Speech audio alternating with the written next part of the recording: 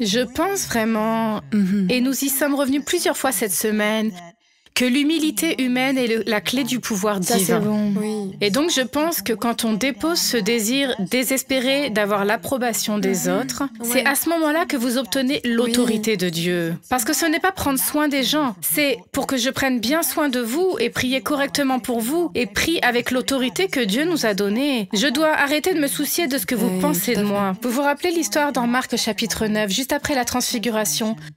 Vous voyez l'autorité d'une manière tangible. Jésus brille. Et ils descendent de la montagne et souvenez-vous qu'il y a l'homme avec son fils malade. Et il dit que les disciples ne peuvent pas le guérir. Ce n'est que lorsque le père du garçon malade avoue « Je crois, mais viens au secours de mon incrédulité ».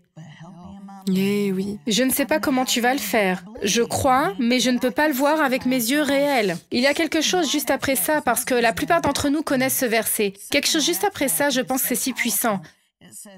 Ça dit, et quand Jésus, vu que la foule accourait, il a réprimandé l'esprit impur en lui disant « Esprit, muet et sourd, je t'ordonne de sortir de lui, de ne plus jamais entrer en lui. » Et après avoir crié et convulsé terriblement, il est sorti.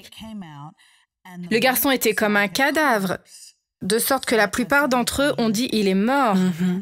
C'est la fin du verset 26.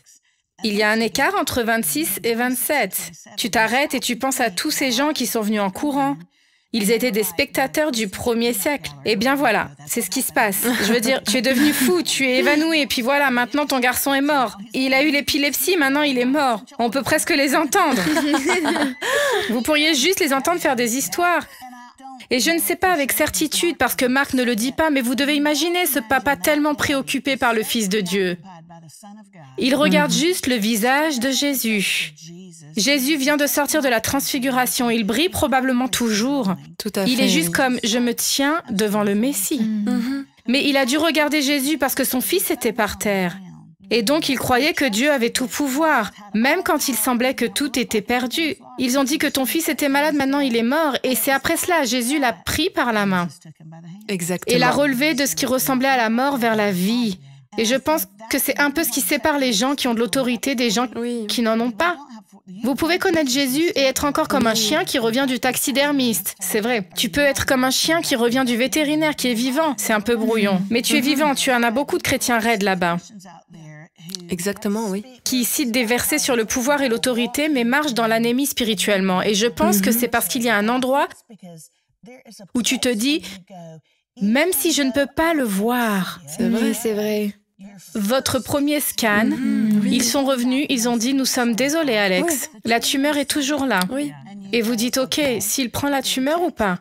C'est vrai. Si Anna se relève dans cette vie ou se relève dans la prochaine vie. Il est Dieu. Et quoi qu'il fasse, sera finalement pour notre bien et sa gloire. Moïse n'a pas mis les pieds dans la terre promise. Oui, c'est exact. Jusqu'à l'évangile de Marc, il est mort depuis longtemps.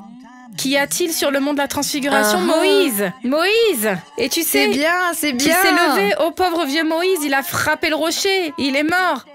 Oh, c'est comme, oh, il se tient là à côté de Jésus, à côté d'Élie. Et nous oublions que notre pouvoir est... Allez. Tu sais, notre pouvoir n'est pas limité par le temps et l'espace. Nous ne sommes pas de ce monde. Tu te dis, je ne pourrai peut-être pas le voir, mais je vais Allez. toujours en parler, avec C'est autorité, vrai. parce que Dieu est le roi de toutes choses. C'est vrai. Oui. C'est vrai. Mais nous devons marcher dans la plénitude, parce que si nous ne le faisons pas, nous ne disons pas qu'il le peut. Exactement. Et c'est ce que je refuse de faire maintenant. Ces voix sont plus hautes, meilleures, tellement plus différentes que ce que nous pensons. C'est vrai. Mais je ne baisserai pas ma théologie, Allez. selon mes circonstances. Vous ne pouvez pas baisser votre théologie pour correspondre à la Exactement. philosophie humaine. Je suis désolée que ce ne soit pas le cas. Le mot. Les hommes étaient des secrétaires. Dieu a prononcé la parole. Tout à fait, C'est la parole oui. de Dieu et c'est toujours vrai d'un bout à l'autre. J'aime Et il ça. sépare toujours les mers rouges. Oui. Et c'est comme tu l'as dit plus tôt dans la semaine. Parfois, nous n'entendons pas la voix de Dieu parce que nous n'écoutons pas. Oui.